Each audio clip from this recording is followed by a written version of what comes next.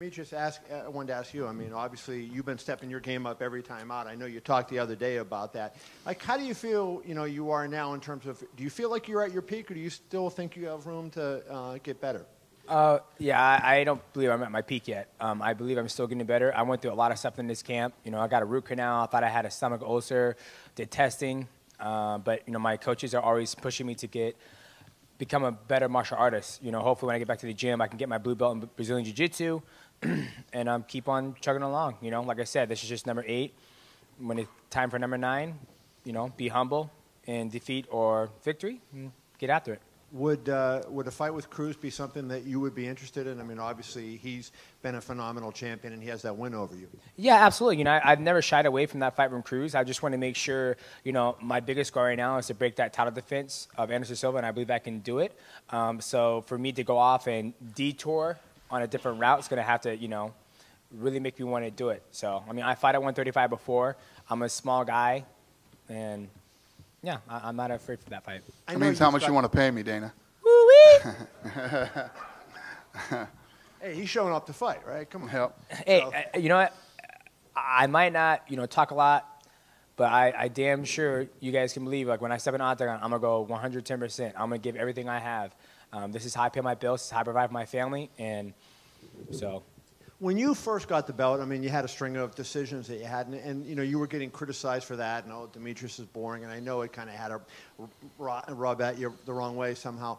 Now you're starting to finish a lot of fights. What changed that you've gone from, pulling off decisions to where you're now winning by finish against some elite fighters?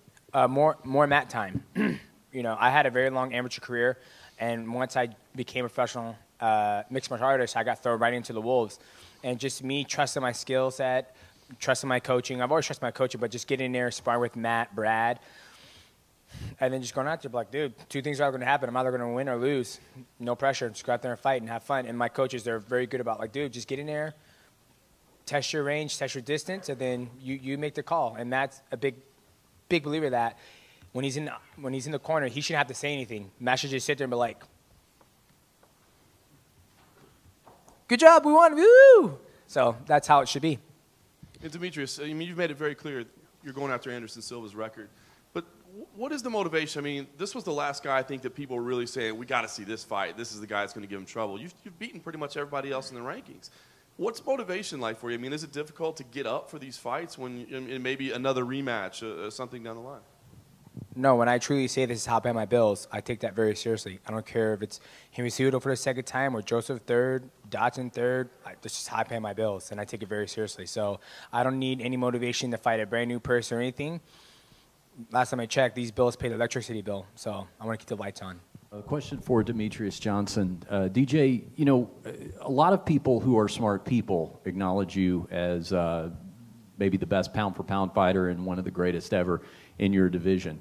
It would probably be great if everybody would acknowledge that. But is there a certain badge of honor to you that the people who do point that out are so adamant and vigilant about singing your praises and making sure that you're staying at the top of the conversation? Yeah, it's awesome. I'm happy that people see me as the best pound-for-pound fighter in the world. But for me, it's just another title. I'm more focused on getting better in the gym, keep on completing my craft, and keep on evolving as a fighter.